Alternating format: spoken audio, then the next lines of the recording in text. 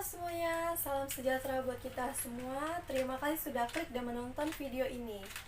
Perkenalkan, nama saya Dewi Sandra, kelas 1P, semester 1, Prodi Manajemen, Fakultas Ekonomi dan Bisnis, Universitas Widya Dharma Pontianak.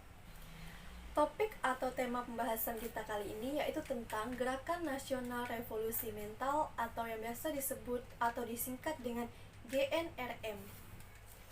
Poin-poin yang akan kita bahas kali ini yaitu bagaimana perilaku atau pemikirannya, cara pikir, cara pandang, serta cara kerja untuk memajukan Indonesia yang maju.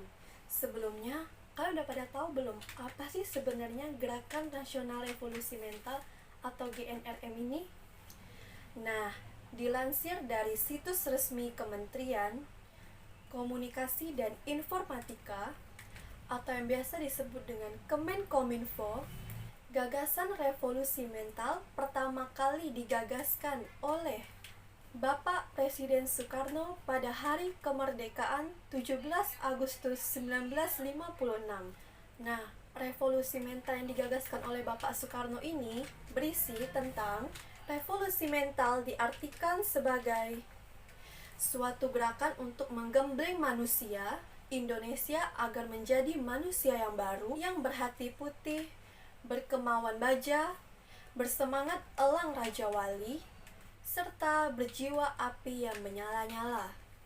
Nah, itu adalah isi dari gagasan Bapak Presiden Soekarno.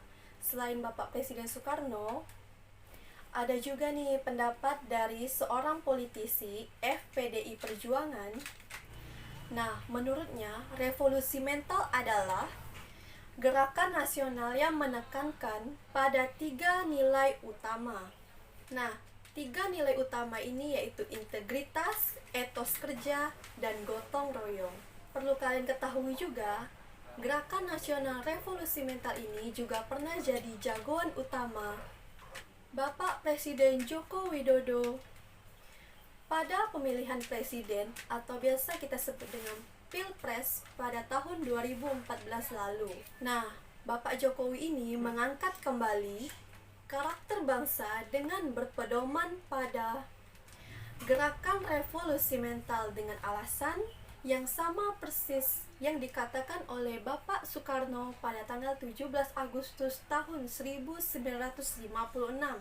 Yaitu alasannya 1. Tujuan dari revolusi mental untuk kemerdekaan Indonesia belum seutuhnya tercapai. Yang kedua, jika dulu gerakan revolusi mental itu dilakukan dengan perjuangan fisik, berperang, mengangkat senjata. Nah, namun menurut Bapak Jokowi yang harus dilakukan pada era sekarang adalah bukan lagi mengangkat senjata, bukan lagi berperang, melainkan mengubah cara pandang, sikap, cara pikir, dan perilaku. Nah, perlu diketahui juga pada bulan Desember 2016, Bapak Jokowi telah membuat atau mengeluarkan instruksi presiden atau Inpres nomor 12 tahun 2016 tentang Gerakan Nasional Revolusi Mental. Nah, Inpres yang dibuat ini tentunya bertujuan untuk membangun atau menciptakan atau memperbaiki karakter bangsa. Nah, pasti kalian bertanya-tanya, emangnya karakter bangsa yang sekarang itu tidak baik atau cara pikirnya tidak baik? Nah, sekarang akan saya jelaskan bagaimana sih karakter bangsa yang baik atau cara pikir yang baik, cara pandang, serta cara kerja untuk mewujudkan Indonesia yang maju. Permasalahan yang pertama adalah karakter rakyat itu sendiri.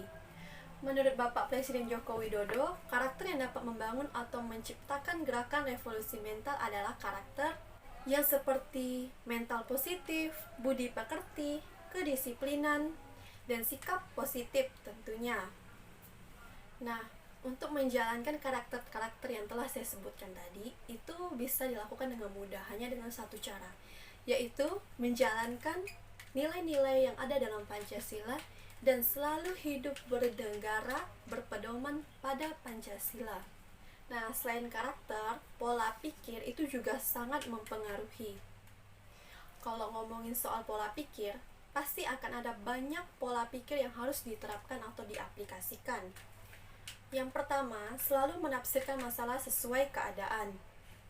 Yang kedua, jangan terlalu cepat menyimpulkan. Jangan hanya karena melihat fisik seseorang, atau warna kulit, atau budaya, atau suku, agama, apapun itu. Jangan terlalu cepat menyimpulkan bahwa dia tidak baik. Oh, agama ini tidak baik, suku ini tidak baik. Jangan. Coba kenali dulu orang itu, maka kamu akan tahu sebenarnya dia orang baik atau bukan.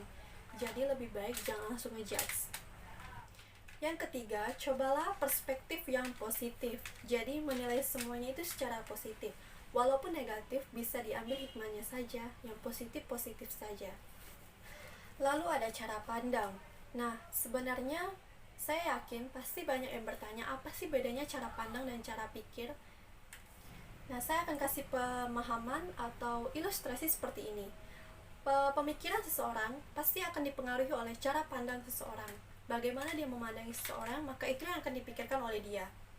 Jadi, cobalah untuk mencari sudut pandang atau cara pandang yang positif.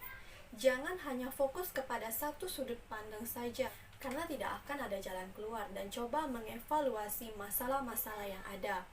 Nah, dari karakter, cara pikir, cara pandang itu tidak akan menghasilkan apapun jika tidak dibarengi dengan tindakan. Nah, tindakan-tindakannya apa saja? 1. Perbanyak membaca. Dari segi literasi, Indonesia menduduki peringkat 60 dari 61 negara. Padahal Indonesia infrastrukturnya sudah memadai. Jadi, cobalah untuk sering-sering membaca dan jadikan itu kebiasaan untuk menambah wawasan kita sebagai generasi penerus bangsa. Yang kedua, harus terbuka dalam menerima pemikiran dan pengalaman baru. Suka musyawarah, tidak pantang menyerah, suka diskusi, negosiasi, selalu mencari pengalaman baru, tidak takut gagal, dan lain-lain. Yang keempat, cobalah untuk mendukung produk lokal Indonesia.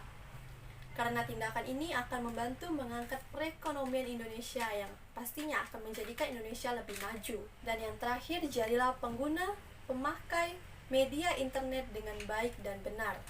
Nah, paparan yang saya paparkan tadi atau penjelasan yang saya jelaskan tadi adalah tips atau cara-cara membangun gerakan nasional revolusi mental sesuai dengan keinginan pemerintah, dan kita juga turut membantu pemerintah untuk membangun Indonesia yang maju. Nah, untuk video kali ini saya rasa sudah cukup. Terima kasih atas perhatiannya. Saya Dewi Sandra, pamit undur diri. Terima kasih untuk semuanya. Bye-bye. Salam sejahtera untuk kita semua.